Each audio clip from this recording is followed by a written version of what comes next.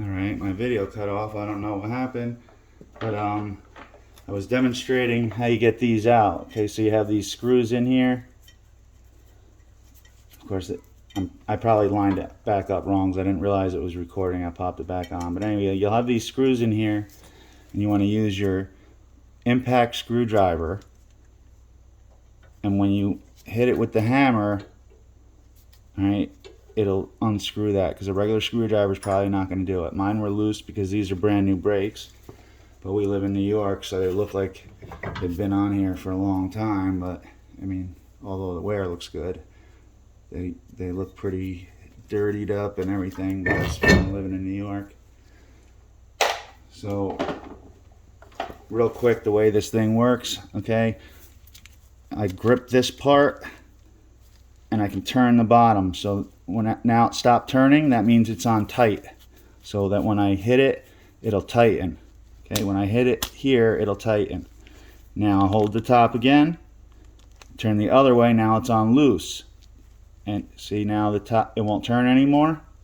So now what I do is when I put it on the screw, I hit it with the hammer and it'll impact it turning.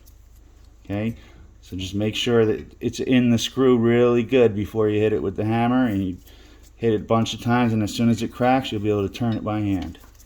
Okay, then the rotor will come off like that. Okay, I like to put the rotor on some kind of rag so it doesn't get chipped or marred or anything like that. Okay, now as you can see, the last guy, in order to get these extended, he already cut this. Okay, now if you wanted to, what you could do is take the dust shield off, but it's going to be really hard to get in there with a screwdriver. So this is what most people do. What he actually did, cut a little piece out of here. It's not going to hurt anything. Now you can grind that down a tiny bit if you want, but you really don't need to. Okay, so now all I'm going to do is hammer that out. Okay, so just a little mallet. This isn't even a very heavy one. It's probably only, I don't know, 20 ounces or something. It's not very big.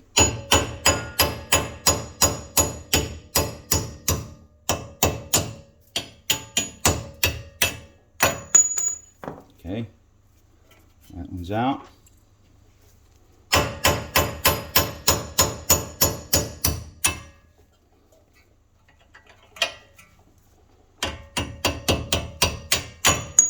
I just like to go, you know, easy as I'm doing it, even though I'm hitting it hard. I just want to go nice and slow because I don't want to damage in here. I want the other one, the next one, to have some grip. Okay.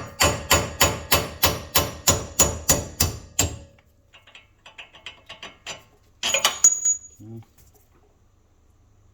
the last one.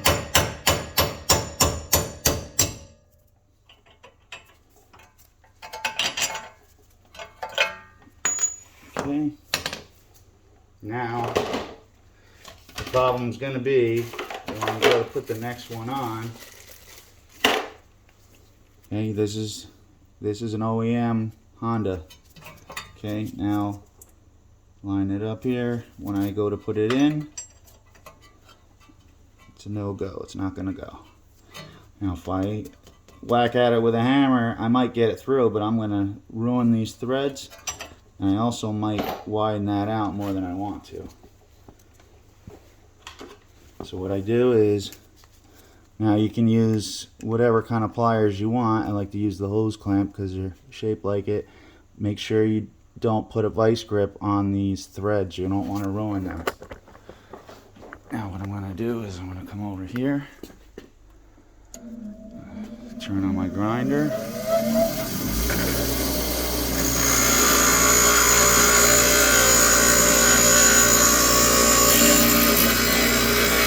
Watch out for my tool.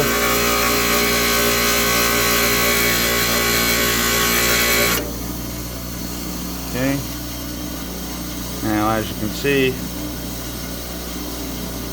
flattening it out. Now go a little bit more. I don't like to go all the way. A lot of the guys bring them right down so they just pop right in, but you really don't need to. And I like to keep some of that lip. Now, because this is round,